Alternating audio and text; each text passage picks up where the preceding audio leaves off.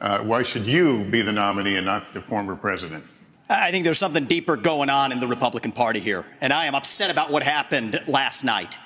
We've become a party of losers at the end of the day. There's a cancer in the Republican establishment. Let's speak the truth. I mean, since Ronna McDaniel took over as chairwoman of the RNC in 2017, we have lost 2018, 2020, 2022, no red wave that never came. We got trounced last night in 2023. And I think that we have to have accountability in our party. For that matter, Ron, if you want to come on stage tonight, you want to look the GOP voters in the eye and tell them you resign, I will yield my time to you. And frankly, look, the people there cheering for losing in the Republican Party. Think about who's moderating this debate. This should be Tucker Carlson, Joe Rogan, and Elon Musk. We'd have 10 times the viewership, asking questions that GOP primary voters actually care about and bringing more people into our party. You think the Democrats, and we've got Kristen Welker here, you think the Democrats would actually hire Greg Gutfeld to host a Democratic debate? They wouldn't do it.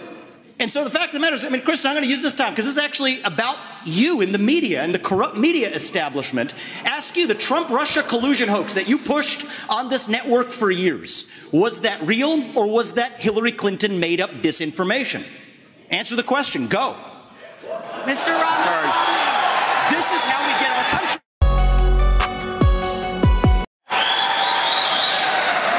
Accountability, because this media rigged the 2016 election. They rigged the 2020 election with the Hunter Biden laptop story. And they're going to rig this election. Your time is up. Accountability. Let me turn to Governor Christie. How do you get TikTok banned if you use it? Well, I want to laugh at why Nikki Haley didn't answer your question, which was about looking at families in the eye. In the last debate, she made fun of me for actually joining TikTok while her own daughter was actually using the app for a long time. So you might want to take care of your family first.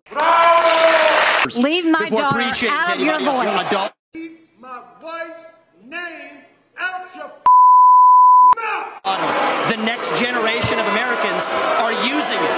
And that's actually the point. You have her supporters propping her up. That's fine. Here's the truth. The easy answer is actually to say that we're just going to ban one app. We got to go further.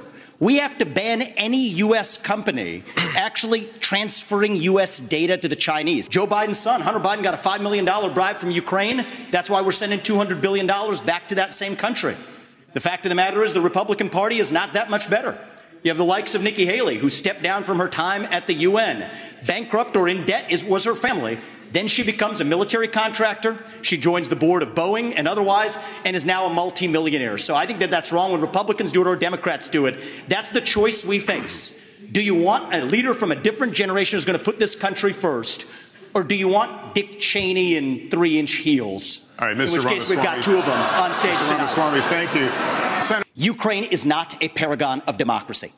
This is a country that has banned 11 opposition parties. It has consolidated all media into one state TV media arm. That's not democratic. It has threatened not to hold elections this year unless the U.S. forks over more money. That is not democratic. It has celebrated a Nazi in its ranks, the comedian in cargo pants, a man called Zelensky, doing it in their own ranks. That is not democratic. And so to frame this as some kind of battle between good versus evil, don't buy it. And I'd like the likes of the sharpest of the war hawks on Ukraine, Nikki Haley, to have some accountability and answer. Do you want to use U.S. taxpayer money to fund the banning of Christians? That is actually what's happening. They're using the Ukrainian Orthodox Church. They have banned them. The Ukrainian parliament just did this last week, supported by our dollars. And I think you owe it to the American people, Nikki, to at least this one time at least condemn. Thank you. That's time. At least to condemn their banning of Christians. Mr. Ramaswamy, thank you. Mr. Ramaswamy, thank you. We asked the questions. What we need to do is stop using our military to protect somebody else's border halfway around the world when we're short right here at home. Get serious about protecting this border. And then the other thing that hasn't been discussed is the northern border. I'm the only candidate on the stage, as far as I'm aware, who has actually visited the northern border. There was enough fentanyl that was captured just on the northern border last year to kill 3 million Americans. So we got to just skate to where the puck is going, not just where the puck is. Don't just build the wall, build both walls. Can't just complete the wall, use the military to seal the Swiss cheese for the tunnels that they're actually building underneath that wall. Thank you, Mr. Ramaswamy. Be practical and actually get this job done. I also want to close with one message to the Democrat Party. End this farce that Joe Biden is going to be your nominee. We know he's not even the president of the United States. My life be like, bruh.